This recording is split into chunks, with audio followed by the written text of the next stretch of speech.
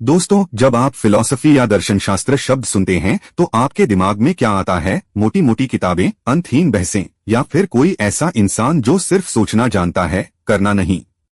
आज मैं आपको एक कहानी सुनाता हूँ दर्शन शास्त्र की गलत फहमियों की। एक बार एक छात्र ने अपने गुरु से कहा, गुरुजी, मुझे दर्शन पढ़ना है, लेकिन लोग कहते हैं इसमें कोई नौकरी नहीं, बस दिमागी खेल है। गुरु मुस्कुराए और बोले, यही तो सबसे बड़ी गलत फहमी है। देखिए, दर्शन को लेकर 3 बड़ी गलत फहमियां हमेशा से रही हैं। मिसकंसेप्शन 1, दर्शन सिर्फ किताबों और कठिन शब्दों में है।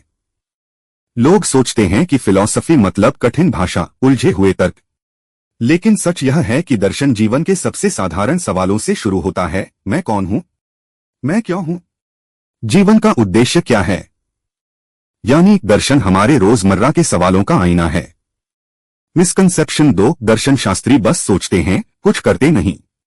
बहुत लोग कहते हैं फिलॉसफर सिर्फ सोचते हैं, कोई काम नहीं करते। लेकिन इतिहास देखिए, सोक्रेटिस ने पूरे समाज की सोच बदल दी, बुद्ध ने जीवन जीने का तरीका सिखाया, और गांधी जी ने सत्याग्रह से पूरे राष्ट्र को आजाद करवाने की नींव दर्शन से ही रखी। तो असली फिलॉसफर वह है जो सोच को कर्म में बदल दे। मिसकंसेप्शन 3, दर्शन का कोई प्रैक्टिकल उपयोग नहीं। कई लोग मानते हैं कि दर्शन सिर्फ पढ़ाई है, इसका असल जीवन में कोई उपयोग नहीं। लेकिन सोचिए, जब आप सही गलत का फैसला करते हैं, जब आप न्याय की बात करते हैं, या जब आप जीवन का उद्देश्य खोजते हैं, तब आप दर्शन ही जी रहे होते हैं। यानी फिलॉसफी हमारी सोच की जड़ है।